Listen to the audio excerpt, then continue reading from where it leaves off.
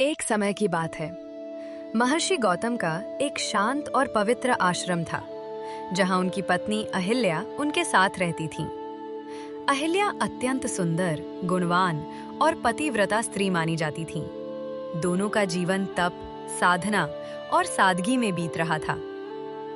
एक दिन देवराज इंद्र ने अहिल्या की सुंदरता के बारे में सुना और उनके मन में अहिल्या को पाने की इच्छा जाग उठी। उन्होंने छल का सहारा लिया और महर्षि गौतम का रूप धारण कर लिया। जब गौतम ऋषि सुबह सुबह स्नान के लिए आश्रम से बाहर गए, उसी समय इंद्र उनके रूप में आश्रम में पहुंचे। अहिल्या ने उन्हें अपने पति समझकर उनका स्वागत किया, लेकिन कुछ समय बाद उन्हें संदेह हुआ कि ये उनके पति नहीं हैं। इसी बीच जब महर्षि गौतम वापस लौटे, तो उन्होंने अपने तप के प्रभाव से सच्चाई जान ली। ये देखकर वे अत्यंत क्रोधित हो गए। उन्होंने इंद्र को श्राप दिया और अहिल्या को भी कठोर दंड दिया। उन्होंने कहा कि तुम अदृश्य होकर इस आश्रम में पड़ी रहोगी, जैसे पत्थर के समान, और वर्षों तक तप करोगी। अहिल्या को अपनी गलती का गहरा पश्चाताप हुआ और वे उसी स्थान पर तपस्या में लीन हो गईं। बहुत समय बीत चुका था, ऋतुएं बदलती रहीं, युग बदल गया, लेकिन अहिल्या अपने श्राप को सहते हुए उसी आश्रम में तपस्या करती रहीं।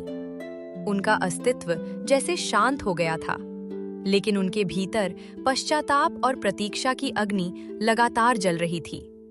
वे उस क्षण का इंतजार कर रही थीं जब उन्हें अपने इस दंड से मुक्ति मिलेगी।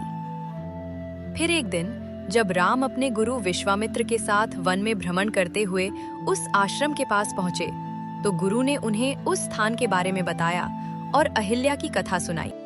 इसके बाद जब राम उस आश्रम में प्रवेश करते हैं और आगे बढ़ते हैं, जैसे ही उनके चरण उस पवित्र भूमि को स्पर्श करते हैं, उसी क्षण एक अद्भुत परिवर्तन होने लगता है।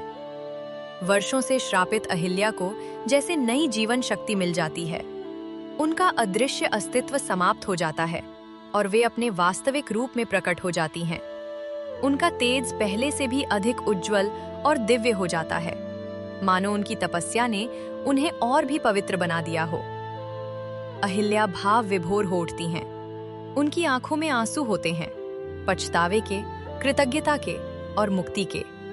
वे तुरंत राम के चरणों में झुककर उन्हें प्रणाम करती हैं और अपने हृदय से धन्यवाद व्यक्त करती हैं।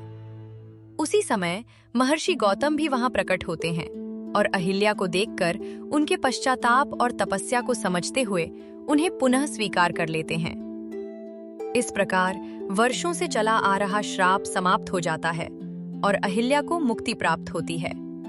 ये क्षण केवल एक श्राप के अंत का नहीं, बल्कि धैर्य, पश्चाताप और ईश्वर की कृपा के मिलन का प्रतीक बन जाता है।